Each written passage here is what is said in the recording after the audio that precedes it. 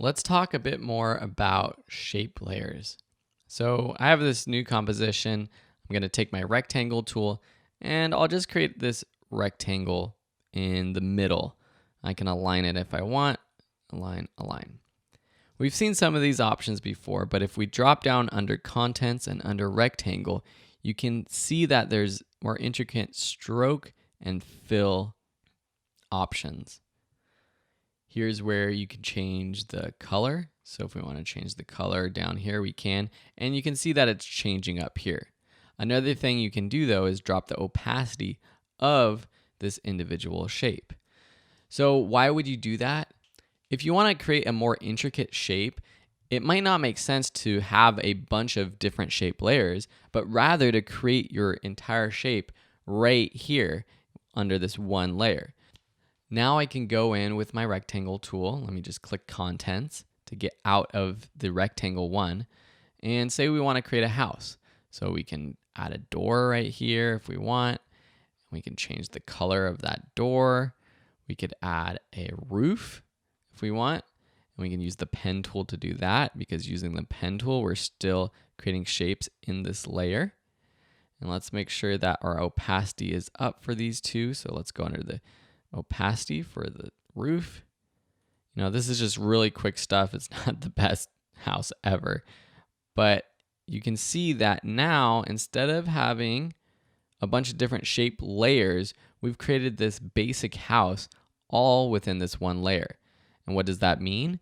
Well, we can control it all at one time. We can make it grow or shrink. We can move it around. We can rotate it, rather than rotating every single individual layer and repeating to move this entire house all at once.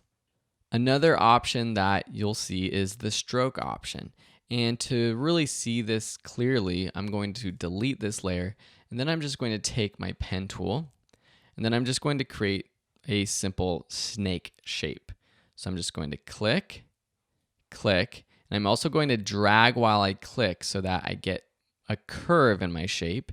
So you can see that curve. If I didn't click and drag, I just get a straight shape with sharp edges. So I want to undo that.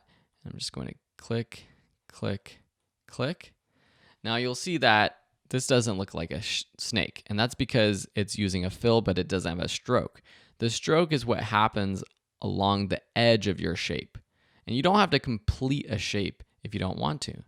So if I want to, I can go into the fill options and we can turn off our fill.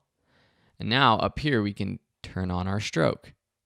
Okay, that's cool, but snakes, or well, if we wanted to create a snake, they don't have these sharp edges where their head or tail is. It's kind of rounded. So we can go into our contents, down to our shape one, and then into stroke one, and we could change the end of this stroke. So that's where this line cap is. Change that from butt cap to round cap. So you have now a rounded edge. What if we want a dotted line? We can do that with the stroke. Down here we have dashes. Click the plus button to create dashes, and then play with these dash settings to create larger or smaller dashes. And you can see if they're really small, then it ends up becoming one line. But if you want them smaller, you just have to decrease the stroke width. And now you start to see the little dots. So that's kind of cool too. Click plus again, and you can adjust the gap in between the dots. And this could create some sort of neat animation if you want by animating. You can animate the offset. So let's click the stopwatch icon for the offset at 0 seconds, and then go up to 1.5 seconds, and then just move it forward a little bit. And now let's play through. And you have this sort of motion going through. A cool way to create sort of a wave effect. You can also animate the different points in a shape, and that's the path. So let's close down stroke and bring open the path. So here, if we click the stopwatch next to path, it tells After Effects that at this point we want all of these points that we've set. It's hard to see, but we have 1, 2, 3, 4. We want them to be right there. Let's go forward to a little under a second. Now let's take these points and move them around. You'll notice that if I just click right now and drag one, the whole path moves.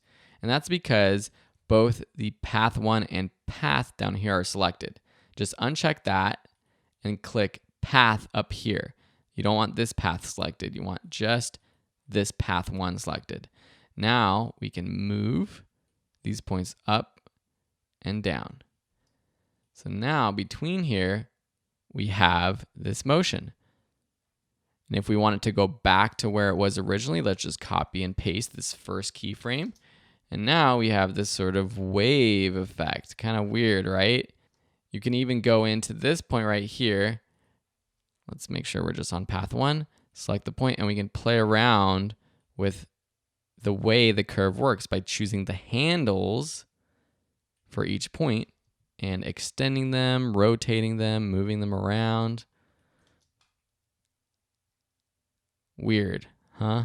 So this is how you can create some really organic, intricate motion with After Effects. And that's all just using a single shape layer, a stroke, adding some dashes, and using a path animation.